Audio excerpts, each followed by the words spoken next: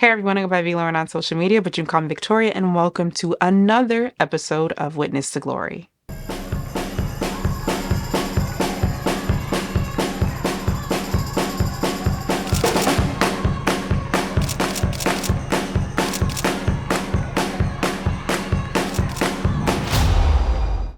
One of the recurrent themes throughout this series is how the church, those are the people, when we invite people to our church, you're not just asking them to come and check out this building. They can see, the lights, they can see the pews or the chairs, they can see the platform, they can see the TV screen. You're not inviting them to see a physical building. Because if the church is just a physical building, it literally refutes everything that scripture tells us about God dwelling in us as people and how that encompasses the church is him dwelling among us. Although we do enter a physical sanctuary, we are sanctuaries for God. This is important because once we were not a people. And what do I mean by that? Peter put it like this: once you were not a people, but now you are the people of God. Once you had not received mercy, but now you have received mercy.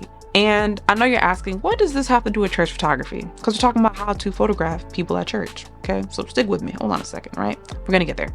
So the thing is that when Peter says, once you were not a people, this phrase is actually drawn from the Old Testament, specifically in Hosea chapter 1, verses 9 to 10. As Hosea says, I will call them my people who are not my people, and I will call her my beloved who is not my beloved. And it will happen that in the very place where it was said to them, you are not my people, they will be called sons of the living God. So historically, Peter's epistle is being addressed to Gentiles who were outside of the covenant Jewish community. This highlights the transformative power of the gospel. Through Christ, believers are grafted into the spiritual lineage of Israel, becoming part of God's chosen people. So remember, when we read the Old Testament, it's not Ishmael who was a chosen son, but Isaac.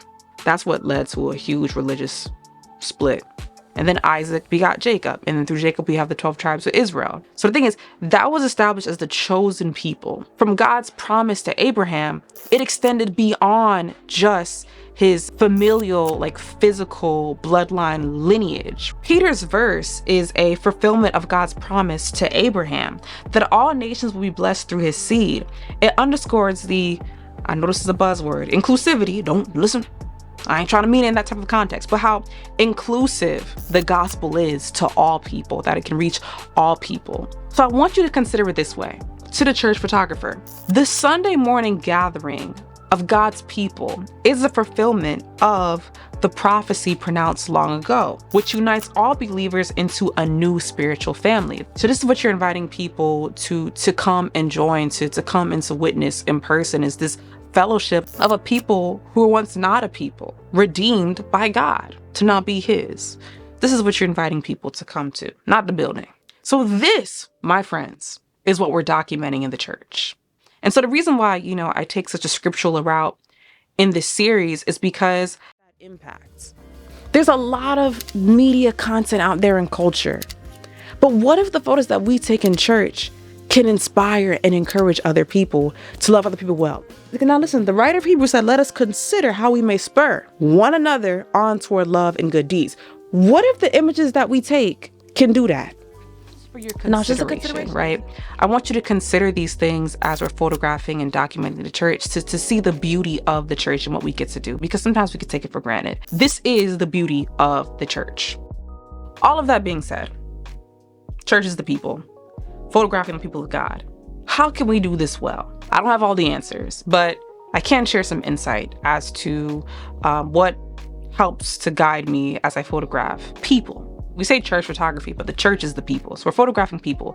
It's portraiture. 99% of the work that we do as church photographers is like candid portraiture. You're usually not getting a lot of staged moments. It can be very hard, I think, sometimes to capture unstaged moments and get flattering images. But we got to be diligent because we want to make sure we're documenting the image bearers in a way that is loving, respectful, and kind to them. You want to make sure you get good moments. The thing is that the presence of a camera can make people uncomfortable.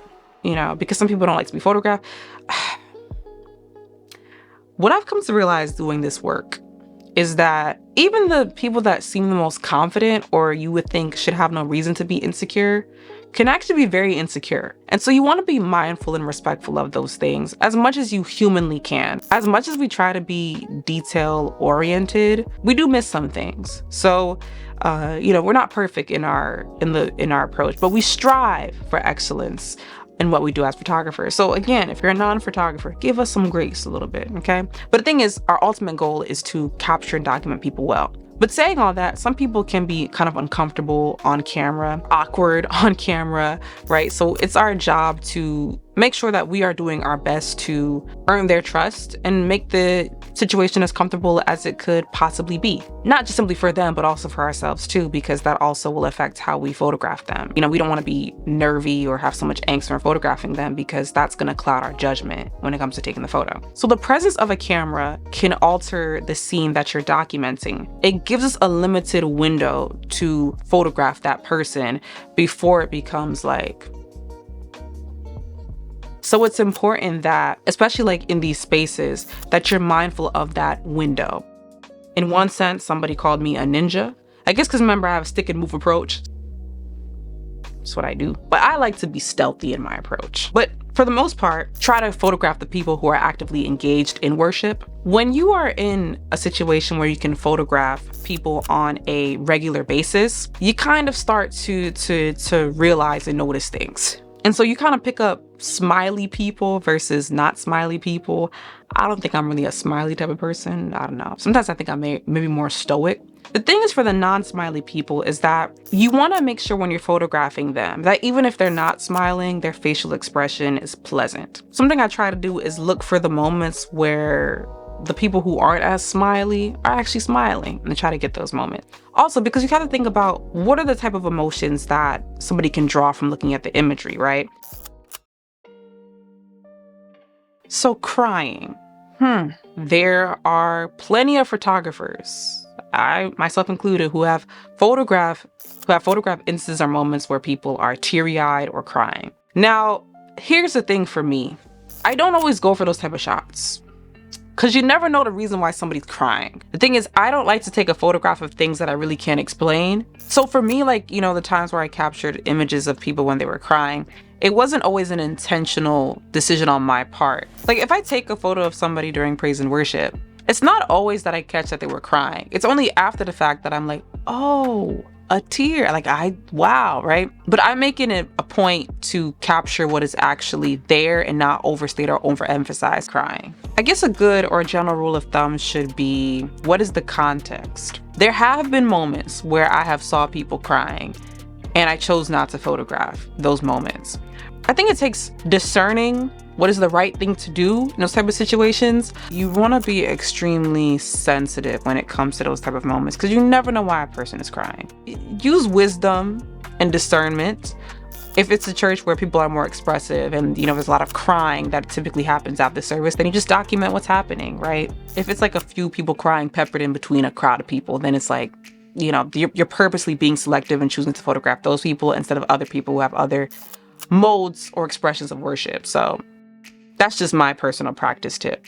Now, when you're photographing facial expressions, it's important that you get, flattering expressions. Now, here's the thing about this. This is a little bit tricky. I try to make it a habit to photograph people considering my angling, positioning, and, frame them right. You never know what a person can be insecure about. I try to think of conventional beauty standards and photograph them accordingly, but not harp on it too much, because every culture is different and beauty is subjective. I know certain photographers like to photograph the raw emotions, but even if you photograph raw emotions, the image should still be flattering, especially when you're photographing people who are talking or singing. So I try to capture the moments where the facial expressions are a little bit more relaxed. One thing that I typically do when I'm photographing people who are singing is that I wait for the moments where it's it looks like they're smiling, because you have singers who some may not be as emotive. So I try to photograph the moments where it's a particular word is forcing them to smile. Like I said before, it can be very smiley people and then other people not. And so figuring out like, okay, I know when they get to this word in this verse that it's probably going to cause them to look like they're smiling a little bit more. So I'll try to photograph those type of moments. Try to get like a moment, like even though if like the praise and worship leader is expressing like an intense like emotion or look, I try to go for the second after when their facial expression is a little more relaxed, but they're still in that emotional moment. So I try to get imagery of the person where their facial muscles and stuff is a little bit more relaxed. Some people like the real like intense type of, but I try not to do that. These images are going to be seen by other people. So you try to be mindful of that type of stuff. For me, like, I could be a little particular. Certain wrinkles can be unflattering in the shirt. Like in post, I'm not above using the removal tool and getting rid of that. So as I'm taking photos, anything that I see that could be distracting, I try my best to compose accordingly. But then in post, if there's further things that I find to be distracting and taken away from the image, I'll remove it. Now that's just me. It's important though, I think, with these portraits that they should be telling a story. There was this photo that I came across from a photographer. I think it's Leah Raymond. Or Leah Raymond. Forgive me. I love her photography style. And her portrait, like she does amazing portrait work. And so there's this photo that I saw that I think will be kind of like a good case study for this point that I'm trying to make. Okay, this ain't no, safe space now. It's judgment-free zone for me. I saw this picture and I'm like, I don't listen to the City Girls, but like I know that's one of them. And it was funny to me because I said, they don't sing. Well, I don't think they could sing. But the thing is, the image looks like she's singing in a way. And then if you look at the next photo, you can tell she's talking. But the first photo is actually kind of funny because I was not there. I don't know the context of the situation. Now, the thing is, we can just tell from the image that it looks like they're at some sort of conference and she's on stage and she's, or who knows, they could be filming like a podcast episode, from a live audience. Don't really know the context of it unless if I read the caption. But the thing is, just looking at the image alone, I could tell that she's, sitting on a couch.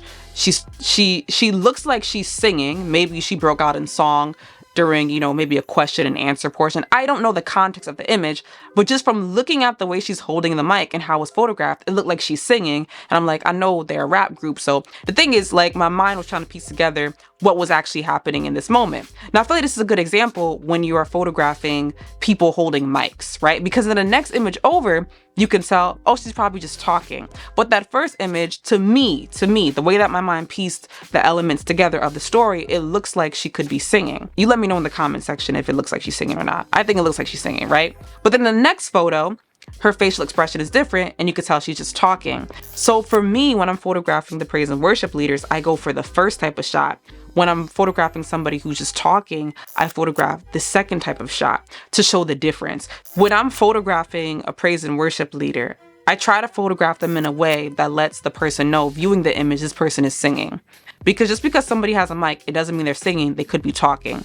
And so I go for images that have this type of expression, because you can have instances where maybe somebody in the context of your church is usually singing, but say the pastor gave them an opportunity to preach. And so you have to show the difference between the images. These are just little things that I think could impact the story that you're ultimately telling in your portraiture. So I think, she's an amazing photographer. So there's nothing negative, right? But just to show these subtle differences can impact, I think, the narrative and story that you're telling in your images. So that's something to keep in mind. And then also, one thing that I like to employ is faceless portraits. These are just portraits that don't show a person's face. It could be showing their hands doing some sort of activity. It's still considered as portraiture. I like to employ this technique of faceless portraits because I find it as a means of that is a little bit more protective when it comes to photography. It's a technique that I honestly use mostly when it comes to photographing kids at church. And a lot of the photos that you'll see on this channel, particularly revolving church photography, will be a lot of faceless portraits, but I think it can create for great storytelling. And I think it allows your mind to dig a little deeper than it does for just face portraits. This is something that I use for kids, always showing them doing some sort of activity. I think that really drives the point home of, how they're being engaged in church settings and environments. And I love showing that parental bond between mom and dad and stuff like that. I love showing the moments where it's like parents are holding their kids as they're worshiping. I love those pictures, okay? Those are my favorite types. And so even when I photograph that, I will sometimes wait until the kid is looking away or till like the child is looking away from the camera so I can, photograph that moment. These are just some things to take into consideration. It's not everything when it comes to photographing people in church, but these are just, I think, particular moments maybe that if you were to read a blog about these things that maybe they might not emphasize or accentuate in greater detail. So these are just some of the things that I think can help us when it comes to photographing the people of God, because once we were not a people, now we are a people. So I think this is something that can be helpful for us to be loving, intentional witnesses to glory.